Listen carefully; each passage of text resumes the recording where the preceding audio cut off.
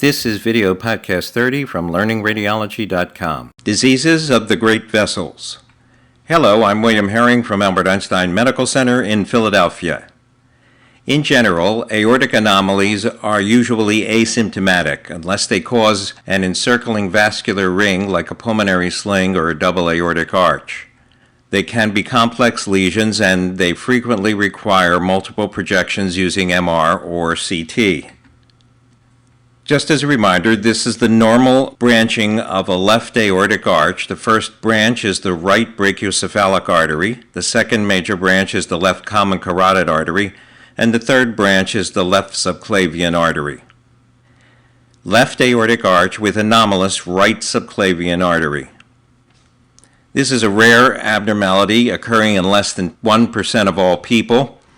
The right subclavian artery arises as the last branch of the aortic arch and passes posterior to both the esophagus and the trachea. It produces an oblique shadow above the aortic knob that can be seen on the frontal chest radiograph, and the origin of the right subclavian artery can be dilated. That's called a diverticulum of Coumarel. The branching for a left aortic arch with an aberrant right subclavian artery. The first branch is the right common carotid artery. The second branch is the left common carotid artery. The third branch is the left subclavian artery. And then the last branch of the aortic arch is the aberrant right subclavian artery that passes behind both the trachea and the esophagus. Schematically, the aberrant right subclavian artery passes posterior to both the esophagus, which is shown in green in these diagrams, and the trachea in blue. I don't wish to imply by the sharp angles of this defect that this produces an intraluminal defect in the esophagus. It's an extrinsic compression. And this is what a left aortic arch with an aberrant right subclavian artery can look like on a frontal chest examination. The red arrow is pointing to the oblique shadow just superior to the aortic knob. On the lateral view, the trachea and esophagus will be displaced forward. This is a CT scan of a left aortic arch with an aberrant right subclavian artery. The red arrow is pointing to the left aortic arch. And in this CT, you can see the aberrant right subclavian artery passing posterior to the air in the trachea and pushing it forward. Right aortic arches. Right aortic arches come in at least 5 different types, but only 2 are of major importance. And those 2 are a mirror image type, which is also called a type 1, and the right aortic arch with an aberrant left subclavian artery, which is a type 2. All right aortic arches have certain things in common. The aortic knob is on the right side. There's leftward displacement of the trachea. There is no aortic knob on the left side.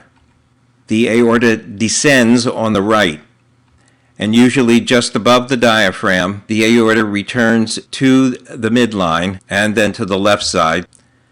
In general, the mirror image type of right aortic arch is almost always associated with congenital heart disease, usually tetralogy of Fallot.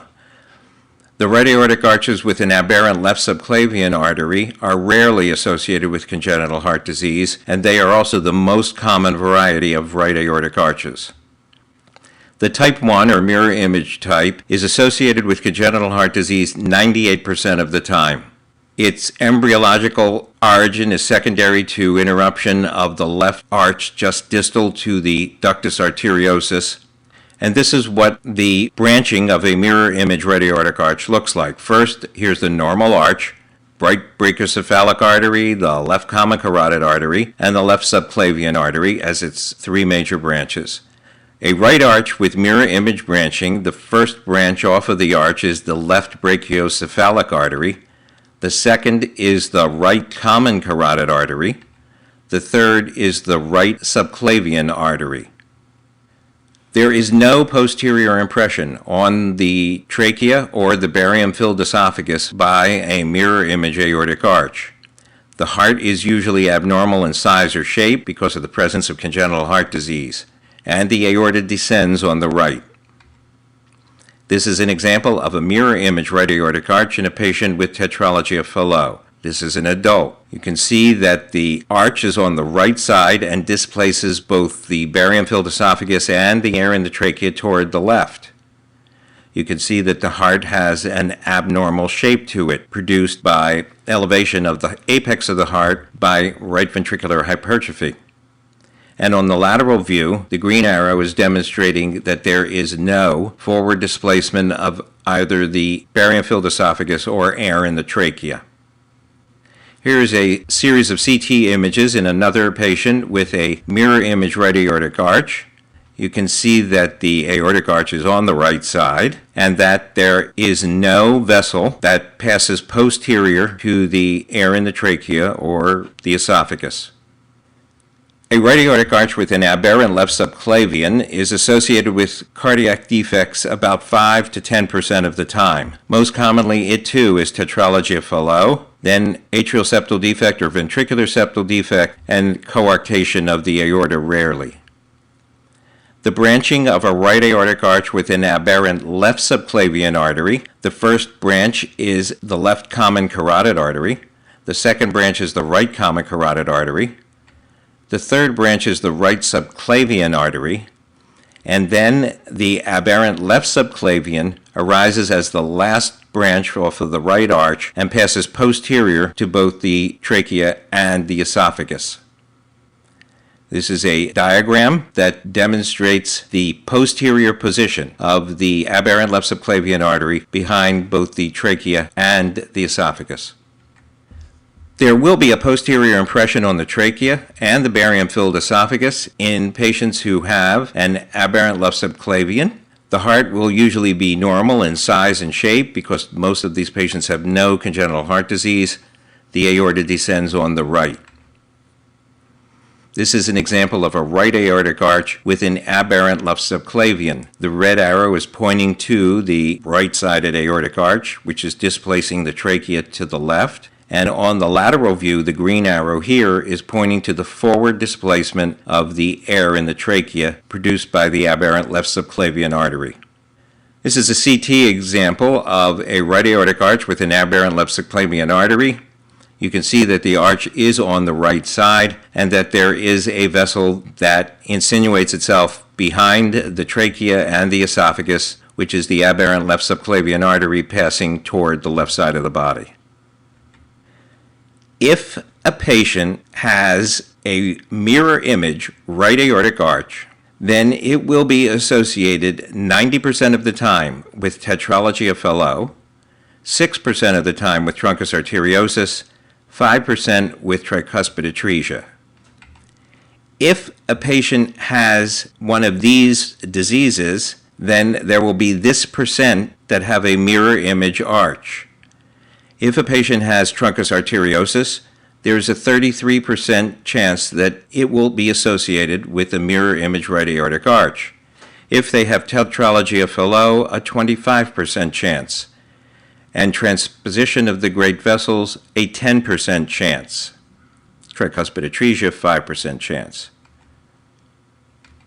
So that more patients with a mirror image right aortic arch have tetralogy of Fallot than any other congenital heart disease, but more patients with truncus arteriosus have an associated mirror image right aortic arch than with any other congenital heart disease. And the discrepancy between the two statements comes about because there's a much higher incidence of tetralogy of Fallot than truncus arteriosus.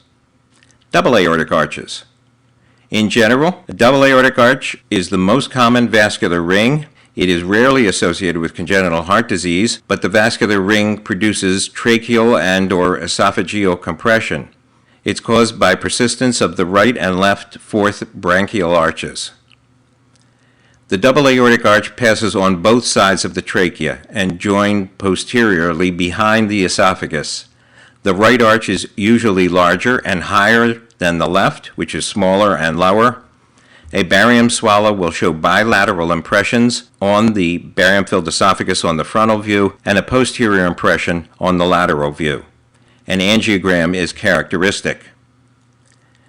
Symptoms from a double aortic arch may begin at birth. The symptoms include tracheal compression or difficulty swallowing.